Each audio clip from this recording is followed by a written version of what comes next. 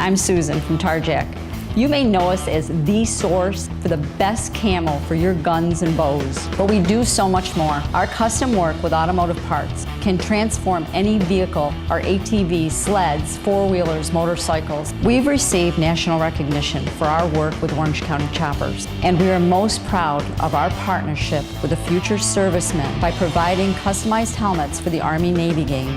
From the national stage to your favorite hunting ground, it's Tarjac. Hello and welcome to the CNY Business Connection. I'm Jason Weinstein. Coming up on this week's show, what higher educators in New York have to do to train the workforce of tomorrow and keep them in the area. Plus, it is a battle over gas leases between landowners and Chesapeake Energy. We'll give you the details, but first, the latest in business news from around the area. New York State trails the nation when it comes to attitudes about an economic recovery. That's according to a new Siena poll. While the nation's consumer confidence went up 2.3% during the month of April, the numbers for New York State went in the opposite direction, dropping 2.7%. Consumer confidence levels are lower upstate than downstate. Something that might help make up for Binghamton's ranking as the fifth most depressed city in the U.S., and that is the #1 slot when it comes to housing affordability. This is according to a report by Forbes magazine based on data from the National Association of Home Buildings, Wells Fargo, and the National Association of Realtors. Last year, the median home price in Greater Binghamton was just under $106,000. The median family income just over $58,000, which puts nearly 90% of all houses that actually sold within reach of median earning families. $38 billion, that's how much banks are expected to charge their customers this year for overdrawing their checking accounts. And for a lot of people, those fees will be a surprise. And that, says U.S. Senator Chuck Schumer, is a problem. He's already credited with forcing credit card companies to clearly disclose their fees and interest rates. Now he's pushing for something similar on checking account applications and bank promotional materials. The opening of 20 Hawley Street, the downtown Binghamton luxury student housing, may be delayed, but the wait might be worth it. After running into an issue with asbestos removal, the timetable for students to occupy the building has been moved from August of this year to next year, but there will be more to move into. Owner Alfred Weissman and his team told the Planning Commission to add 36 more units, 83 beds, and the first floor will be developed for commercial and retail space. We see there's a great market here. We see there's 15,000 students in Vestal, a couple thousand students up the road at BCC, and we just think there's a lot of opportunity here. Alfred Weissman also owns the new Riverwalk Hotel in downtown Binghamton, which is looking to expand as well. Binghamton University will be one of 4 SUNY schools receiving capital funding worth $35 million. It's part of Governor Cuomo and SUNY Chancellor Dr. Nancy Zimpher's 2020 Challenge Grant program. The other 3 SUNY University centers receiving the grants are Albany, Buffalo, and Stony Brook. The goal is to strengthen academics and make SUNY a leader in job growth. It's very exciting that the governor has recognized the importance of the 4 university centers, Binghamton being one of them, and is dedicating a substantial amount of resources to help Binghamton continue to grow. We have the Innovative Technologies Complex, where a new building is about to be opened and another one is underway. This is going to be very, very helpful to help Binghamton University grow and also to help revitalize our local economy. To be eligible for the funding, schools must submit a long-term economic and academic plan. With high gas prices putting a pinch on consumer wallets, will people turn to shopping on their smartphones? A new survey found stores are embracing mobile and social initiatives more than they did a year ago. 91% of retailers say they have a mobile strategy in place or in development, up from 74% this time last year. Almost half say they've made their website more mobile-friendly. We hope you enjoyed that. When we come back, a battle over gas leases between landowners and Chesapeake Energy. Plus, the latest bit of business wisdom from someone who has lived it, thanks to our friends at Prendismo.com.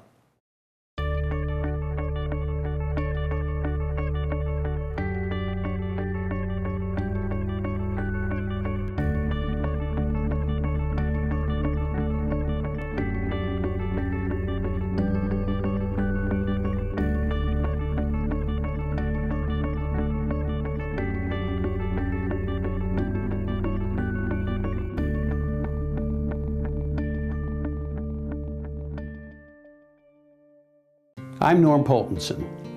I've published the Central New York Business Journal for 25 years.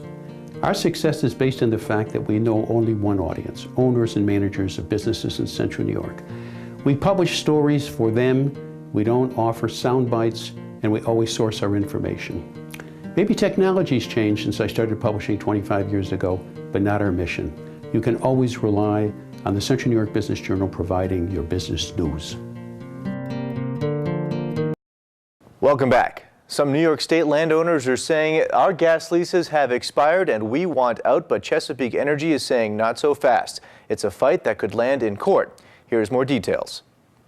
About 11 years ago, Judy Whitaker, along with some of her neighbors, signed a 10-year lease with Chesapeake Energy. They hired some local people to come out and be their landsmen that went out and talked to the landowners who they would have a recognizable face in the communities, and they convinced the landowners that it was a good thing. But now the natural gas drilling company says they are putting an extension on their leases, saying this step unfortunately has been necessary due to the moratorium placed on drilling natural gas from the Marcellus Shale in New York State. This ill-conceived moratorium has prevented Chesapeake from fulfilling its obligation for natural gas production on these properties. They're saying that it's impossible to drill in New York, and therefore these leases should be extended. But that's just not true, because many wells are being drilled in New York as we speak. Wells are being drilled. If you use less than 80,000 gallons of water, you can drill vertical wells, you can drill horizontal wells, you can drill in formations. Scott Kurkuski is the attorney working on the lawsuit of 167 landowners fighting against the lease extension. Many of these leases don't even have a force majeure provision in them. And again, it's not impossible. There is drilling going on in this state right now. Whitaker says she has not seen a single person from Chesapeake come to work on her land, where it's still home to hundreds of cattle. And these lovely ladies here have just been milked, and there are only a few of the 400 cows that are milked 3 times a day here on Whitaker Farms, and they're all living within the 500 acres that have been leased to Chesapeake Energy. So Whitaker hopes for a fair outcome and to warn other landowners to be careful with their property. I completely understand why people are leasing their lands. Everybody, the money, the taxes have to be paid. It's one way that people can stay on their farms and stay on their land, but definitely go in with your eyes wide open. In Broome County, Amanda Kenny, Fox 40 News. We hope you enjoyed that. Time now to turn things over to our friends at Prendismo.com, partnering with entrepreneurs for success. And this week's bit of business wisdom from someone who has lived it: how social media has opened up a new world of referrals.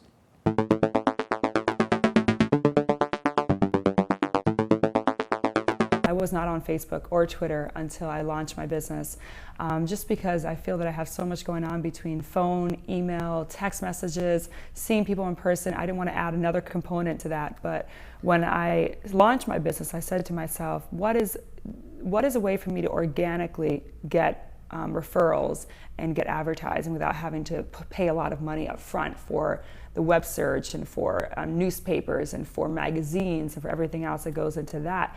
And I said to myself, it's going to be word of mouth and referrals. And where can I find the largest group of people? And that's obviously through friends of friends of friends on Facebook.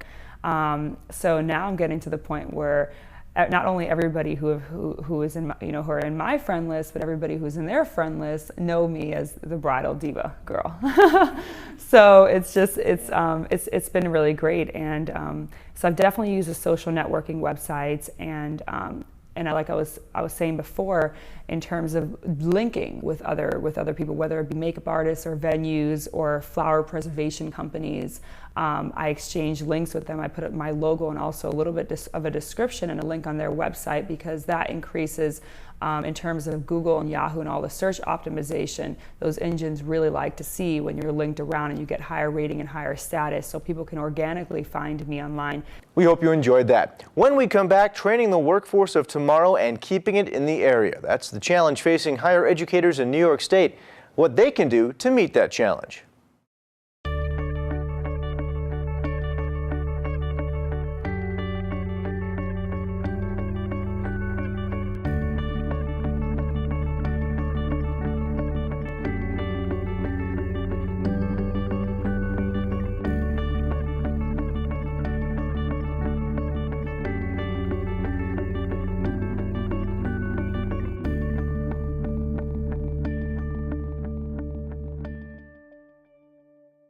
I'm Norm Poltenson. I've published the Central New York Business Journal for 25 years. Our success is based on the fact that we know only one audience, owners and managers of businesses in Central New York. We publish stories for them, we don't offer sound bites, and we always source our information. Maybe technology's changed since I started publishing 25 years ago, but not our mission. You can always rely on the Central New York Business Journal providing your business news. Welcome back. Thriving in a global economy right here in the area. That's the challenge facing some higher educators in New York State as they train the workforce of tomorrow and look to keep it here in the area. Chris Whalen has more. Since 1975, manufacturing positions, the core of employment in the Binghamton area, have decreased by nearly 50%. And as the jobs have decreased in number, so has the local population, a trend that will likely continue unless something is done to attract jobs and money to the area. We asked students today to raise their hands. There are about 15 students.